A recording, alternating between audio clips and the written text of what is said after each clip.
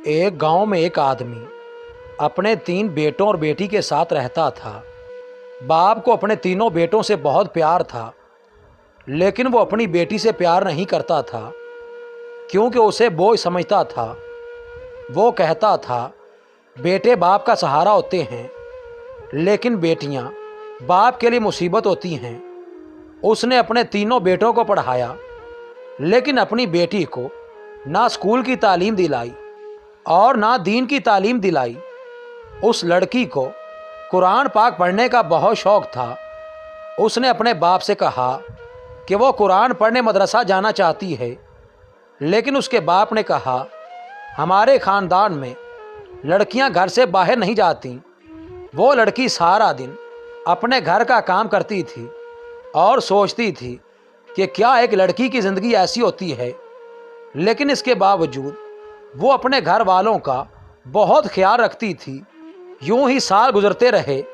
बाप ने अपने बेटों की शादी कर दी और फिर बेटे अपने बीवी बच्चों के साथ मसरूफ़ हो गए, पर उसकी बेटी एक माँ की तरह अपने बाप की देखभाल करती रही। एक दिन उसका बाप बहुत बीमार हो गया। काफ़ी दवा खाने के बाद भी उसकी तबीयत सही नहीं हुई, तो उसे हॉस्पिटल ले गए। वहाँ एक्सरे करवाने के बाद पता चला कि उसके दोनों गुर्दे ख़राब हो चुके हैं। अगर जल्द ही गुर्दे का इंतज़ाम ना किया गया तो इनकी जान भी जा सकती है।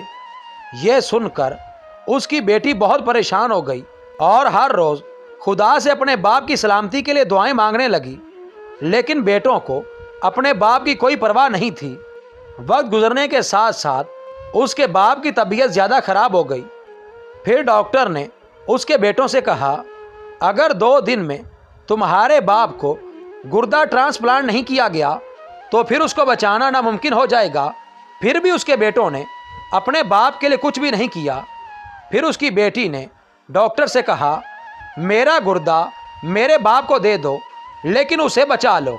तो डॉक्टर ने उसकी बेटी का गुर्दा उसके बाप को देकर उसकी जान बचा ली। इस तरह एक बेटी ने अपने बाप को मरने से बचा लिया।